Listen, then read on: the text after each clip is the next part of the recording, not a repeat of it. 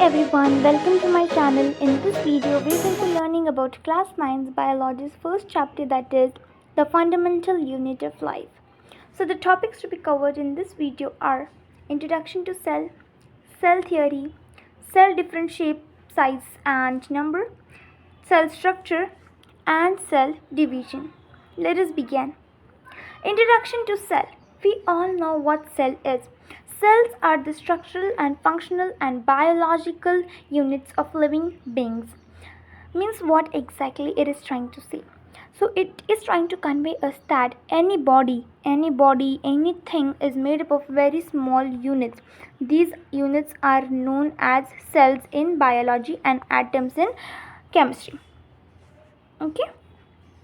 The entire functioning of living organism begins from a basic unit called cell. Entire functioning of organism starts from the basic unit of cell, because we are humans, we are having multiple cells in our body, but these cells, from where these cells are generated, these cells are generated from a single fertilized cell. You can imagine. So from one cell this whole human body is created. So the entire functioning of living organism begins from a basic unit called cell. That is why it is termed as fundamental unit of life. What a cell can do? A cell can replicate itself independently. Hence they are known as building blocks of life. Now what cell can do? Cell can replicate itself, in the sense cell can make its duplicate independently on its own, and therefore it is known as building block of life. As we know, we have learned that cell is there, then cell form tissues form organs from organ system, and organ system forms organism like cell, tissue, then organ like liver, kidney, heart, etc. Then they form an organ system, like we are having digestive system, respiration, circulation, excretory, etc., and then form a whole organism. Okay. Then discoveries related to cell. Now what are the discoveries that have been done to discover types of cells and all? So first, the cell was first discovered and named by Robert Hooke in 1665. So this is Robert Hooke. He discovered cells in 1665, but that cells were dead cells from a bark of a tree, and he named it as cell. First time, cell means home, small unit or house.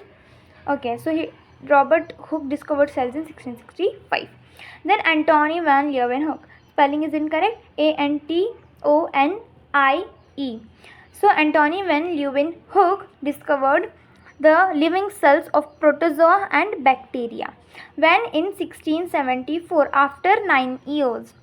You can learn like this, after 9 years. Then Robert Brown in 1831. Robert Brown in 1831 discovered the nucleus, brain of the cell. Okay.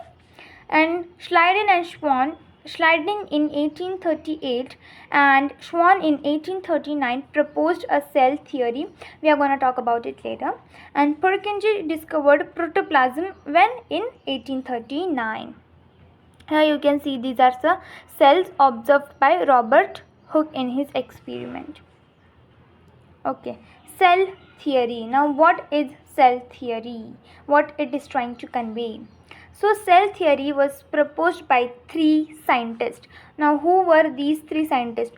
First, Matthias Schleiden, then Theodor Schwann and Rudolf Virchow. So cell theory. This Matthias Schleiden, he said that all plants are made up of cells in 1838. Then Schwann said that all animals are made up of cell in 1839. And this Rudolf Virchow, in which year? Just now we see. No, it is not given about it. So Rudolf Virchow also said that I would like to add one point, that the new cells arise from the pre-existing cell through the process of cell division. So this was the cell theory. All living organisms are composed of cell. Living organism could be made up of one or more cells, and the new cell arises from the pre-existing one. Now cell is categorized based on size, number and shape. Okay. cell different different cell numbers. So there are two types of cell based on numbers, unicellular and multicellular. The name itself suggests that unicellular animals or organisms are organisms having only one cell, like bacteria, protozoa, etc. Here is the unicellular organism. And multicellular organism means what? Composed of more than one cells. These are known as multicellular organisms, like animals, humans, and all. Cells are also found in different types of shapes as well. So this is a white blood cell. White blood cell is always changing its shape. RBC is found in this type of shape only, which is like quite hollow at the center. Bone cell are known as spindle shaped cells. Nerve cell is known as branch and elongated, which is found in our like brain, which connects the spinal cord and all. Intestinal cells found in our small and large intestine. And these are ovum, which is spherical cell, and sperm cell, which are gametes. Okay. Then we are having cell different sizes, cell in different sizes. So this is the smallest cell, that is known as mycoplasma or PPLO. This is the largest cell, known as astrozyte. Okay, mycoplasma is also known as PPLO, pneumonia-like organism. Cell. So this is quite flowchart about cell. Cell, basic structural and functional unit of living organism. Components of the cell are mentioned here. We are going to learn about each and every component now. So we will overview this particular slide afterwards. Now we are having cell structures. So this is the structure of cell. Basically, two types of cells are shown in this. First is animal cell, and second is our plant cell. Animal cell is this, plant cell is this. We will be differentiating between these two cells later, but just you have to remember the diagram and labelings. First component of the cell is plasma membrane. Plasma membrane is outermost covering of the cell, and it separates cell content from the external. Here you can see plasma membrane. This purple color line is known as PM or CM, means plasma membrane or cell membrane, whatever you want to say. Okay, this plasma membrane, it is the covering of the cell organelles and all, and it also separates the internal organs or internal organelles from the external environment. It is also known as selectively permeable membrane. Why it is known as selectively permeable membrane? Because it allows entry and exit of some materials only, prevents some movement of some materials. Now one question arises that how plasma membrane will come to know whether to allow which material to go outside and which material to come inside. So it all depends on the phenomena of diffusion, or not diffusion, basically we can say it concentration. It depends on concentration. If the inside waste, that is carbon dioxide, is produced in high amount, then due to high concentration it will exert force on plasma membrane and it will allow this carbon dioxide to go outside. And as in environment there is much need, or like there is high concentration of oxygen, so oxygen will come inside. So this is how concentration will play a crucial role in exit and entry of some materials. Now allows diffusion of substances like carbon dioxide and oxygen, regulates movement of substances in and out of the cell, and very important thing that it is made up of lipids and proteins. Now what are lipids and proteins? Lipids are synthesized by the rough endoplasmic reticulum, RER, and lipids are synthesized by smooth endoplasmic reticulum, SER, and proteins are synthesized by rough endoplasmic reticulum. We will be learning about it. Okay, this is how the structure of plasma membrane is. Here you can see. Okay, next, what is diffusion? Now diffusion is what? So before understanding that, you should know about active and passive transport. So active and passive transport, what is the difference between them? So active transport means substances move from their lower concentration to high concentration, and in passive transport substances move from higher concentration to lower concentration.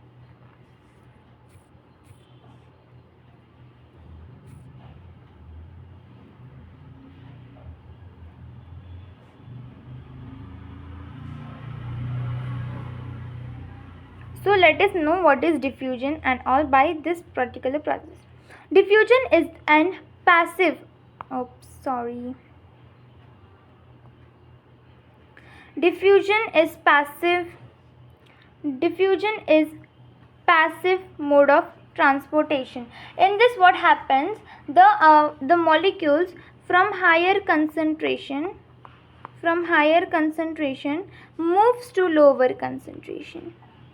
Here more amount of molecules are present, high amount of molecules are present, so they move from high concentration to the low concentration. This is known as diffusion. And diffusion and both osmosis, we will learn about it. These come under passive transport. And then what we next point was, what was the point about active transport? In active, there is totally opposite, it is totally opposite of passive. In active, what happens, just a minute, the molecules move from lower concentration to high concentration in active transport. Okay, here in active transport, in active transport, it requires a lot of energy. Why? Because molecules is moving from lower concentration to high concentration, so of course it will require energy. And passive transport, it is moving from high concentration to low concentration, so therefore it will not need any energy. Now this passive transport, it is a slower process. It is quite slow than active transport, because as active transport is needing energy, so this process is rapid, but as this is not needing energy, so it is slow. And here passive transport, in passive transport, only small molecules or water molecules are transported passively. Small molecules, let's say only liquids and gases are transported via passive transport. And here movement of large molecules occur by active transport. Next we are having osmosis. Osmosis is a very, very, very, very simple process. It is extremely easy. Osmosis is the passage of water molecules across a semi-permeable membrane from a solution with high concentration to a solution with a lower concentration. Now what, you didn't understand anything? It's okay, I'm there to explain you. So osmosis is a process in which the water molecules are there. Here now I am having water molecules. Okay, so these are some water molecules inside this particular container, inside this particular cell, let's say. Okay, these are some molecules, water molecules, and these molecules want to go out, or from high concentration they want to go in lower concentration. Then what will happen, these molecules want to go outside. So what will happen, this is a semi-permeable membrane. We know this is a plasma membrane. It is porous membrane, na? So these will apply the force or pressure on it. They will exert the force on the plasma membrane, and thus they will move out. But only the thing is that semi-permeable membrane is required. Semi-permeable membrane is required for osmosis, and only osmosis happens in liquid state, only happens in liquids. Okay, osmosis is the passage of water molecules across a semi-permeable membrane. Next, there are two types of osmosis. Now there are two methods of osmosis. First is endoosmosis and second is exosmosis. Endoosmosis means what? The water molecules move inside the cell. They goes inside the cell and therefore the cell swells. And exosmosis means what? It is the process in which water molecules, means the solvent, move outside the cell and therefore the cell shrinks. So this is known as endo and exosmosis. Now why the water molecules move inside the cell in endoosmosis? Because there is high concentration of molecules outside the cell as compared to inside. And in exosmosis, why the molecules of cell go out? Because they are in hypertonic solution. Okay, in exosmosis the cell is in hypertonic solution. Cell is in hypertonic solution, therefore it will shrink. Why? Because it has more solvent inside it as compared to its environment. We will be learning about hypertonic, hypotonic and isotonic. So it was all about osmosis. Now this is diffusion. Diffusion is the same process, but only the difference is this process of osmosis only occurs in water, while diffusion occurs in liquids and gases both. And this diffusion is in all the direction. Like it is not like osmosis only in one direction. Diffusion is all direction. The process of movement of substance, solid, liquid or gas, from the region of high concentration to lower concentration, therefore they spread uniformly. So this is known as diffusion. Okay, in this process the molecules are moving automatically. We cannot control the molecules of solid, liquid and gas in diffusion, but while in osmosis we can control. And also in osmosis we learned that it needs a semi-permeable membrane, but in diffusion we don't need semi-permeable membrane. These molecules or these particular molecules or atoms, they spread evenly on their own. In process of diffusion, the molecules of one substance mixes with the molecules of other substances. Intermixing of molecules on their own is known as diffusion, which we learned in chemistry's first chapter. Now here is one chart which differentiates between diffusion and osmosis very clearly. Now let us read this difference. It is the phenomena of moving particles from region of high concentration to region of low concentration. Okay, phenomena of moving particles from a region of high concentration to region of low concentration. Then osmosis. Osmosis is the phenomena of moving solvent particles across semi-permeable membrane, and here also same, from here low solute to more solute is written, but no, they move from higher to lower concentration only. Osmosis, water, this is not correct.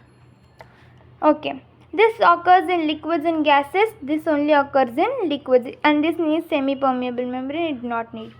No membrane separation is required. Semi-permeable membrane. Water is not necessary for movement, while here water, the main solvent, moves from one region to another. Flow of constituents in all direction. In diffusion, all the direction, but in osmosis only one direction, only one. Then diffusion is a natural phenomena that cannot be stopped, and while this osmosis can be stopped by force, all types of substances present in solution can move from the region of its high concentration to lower, and there is a movement of only water from higher to lower. Example, adding ink in water leads to coloring of water, and here red blood cells swells up when exposed to water when kept in hypotonic solution. Okay, so just now we were discussing about types of solutions, and here we are. There are three types of solutions based on their concentration. Types of solution are there are three types: hypertonic, isotonic, hypotonic. Now let us learn what is hypertonic. Hypertonic means what? Okay, here it is not given. I thought the slides are there, but no. I need to explain here only. I have already posted one video about hypertonic, but still I will explain. Hypertonic means what happens here. For example, here is one container and inside that the cell is there. Okay, inside that the cell is there. And in hypertonic solution, the concentration of molecules in cell is high. Concentration of molecules is high inside the cell and very low outside the cell. Very low concentration outside the cell means less water outside the cell. So what will happen? The higher concentration means the water from cell will move outside the body of cell. Therefore the cell will shrink. See, water will move out of the cell, therefore cell will shrink. In isotonic everything is equal, so there is no net movement.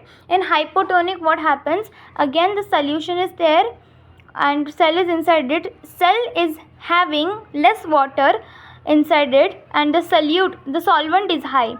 The solvent is high and solute is low. Therefore this solute means the solvent will go inside the cell, means the water will go inside the cell, and in this way the cell will get swollen up. Cell will swell. Now there are two more terms which are mentioned here. What are the terms? Endocytosis and exocytosis. Endocytosis means engulfing the food. There is the process mostly admired by amoeba for engulfing food, and exocytosis means excreting the product outside the body. Okay, this was all about endocytosis and exocytosis. Cell wall. Cell wall is a non-living rigid outer covering of plant composed mainly of cellulose. So cell wall is nothing, it is just a rigid covering outside the plant cell. It is mainly made up of cellulose. You know what is cellulose? Green colored thing. Okay, pigment, it is the molecules present in green color and all, cellulose. So non-living things, mostly this cell wall is found in animals, in plants only, not in animals. In animals only plasma membrane is seen, but cell wall is seen in plants only. So this cell wall is non-living, made up of cellulose. It provides a structural strength to the cell. Now what is plasmolysis? Plasmolysis means the shrinking of protoplasm. Now what is protoplasm? Protoplasm is the living content inside the cell. Protoplasm consists of cytoplasm, nucleus and all other things.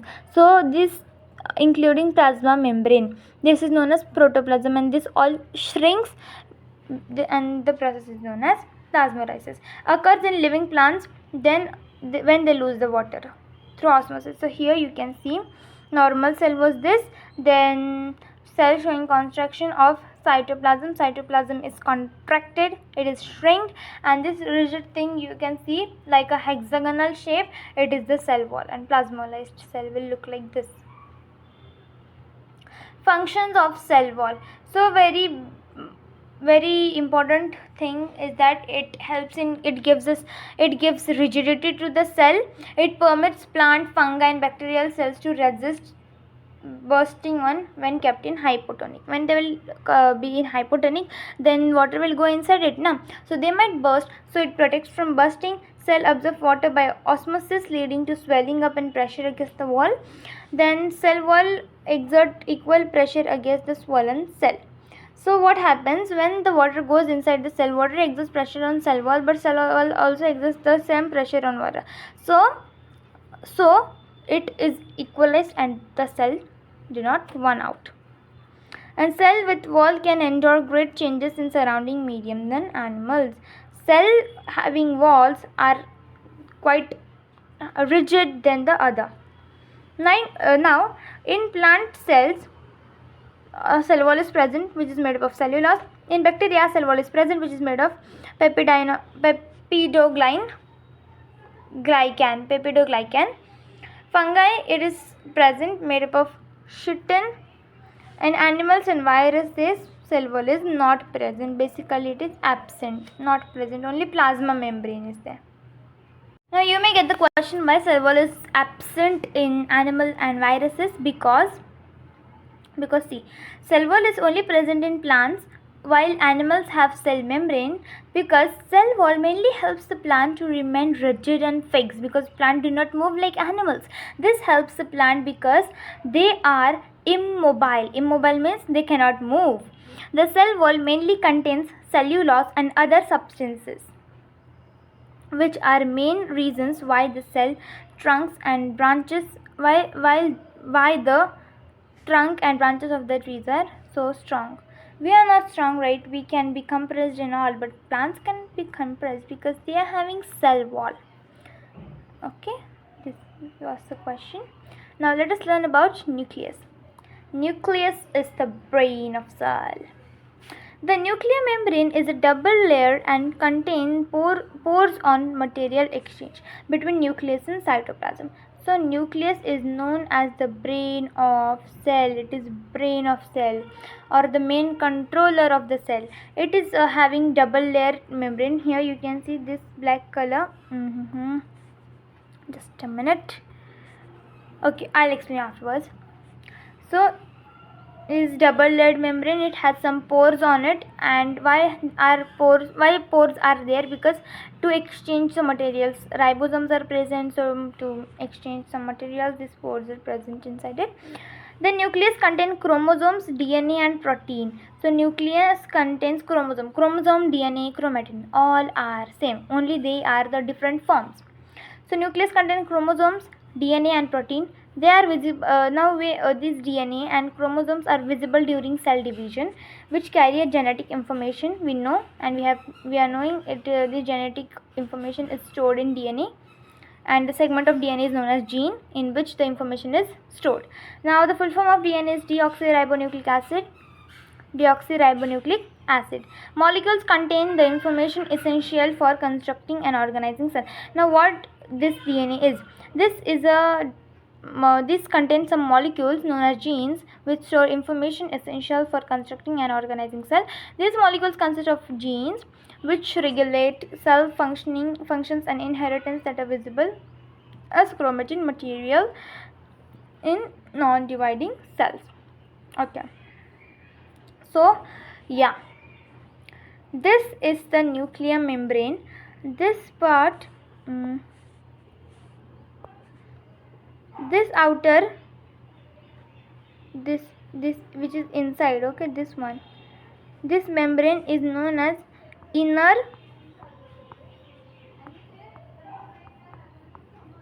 nuclear membrane.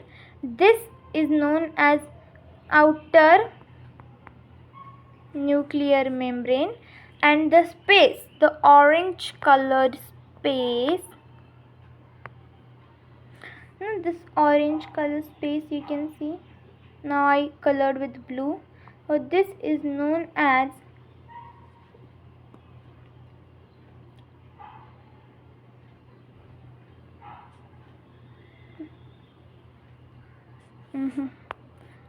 perinuclear space. It is known as perinuclear space. This is only nucleus only. This black color is nucleolus. This thread-like structure is chromatin, and inside it there is nucleoplasma. This was all about nucleus. Now let us learn about chromatin material.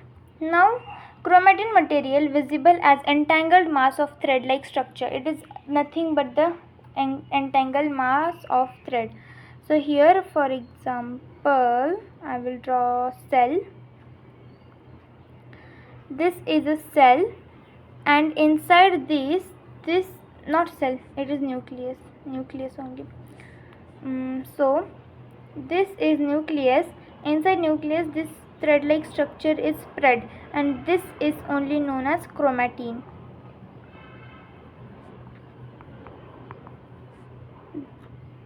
This is known as chromatin. Chromatin material is visible as entangled mass of thread-like structure, undergoes organization into chromosomes when division of cell. Now this chromatin is totally spread in this nucleus, and while dividing the cell, it will form the structure like this. Okay, this structure is known as chromosomes. The nucleus plays a central role in cellular reproduction and development by directing chemical activities and determining the cell maturity. So it plays a crucial role in cellular reproduction, doubling the cell, replicating it, and development of the organism. Cell origin and cellular structure. Now there are two types of cell. First is prokaryotic and second is eukaryotic. The meaning of the word prokaryotic is pro. Pro means old.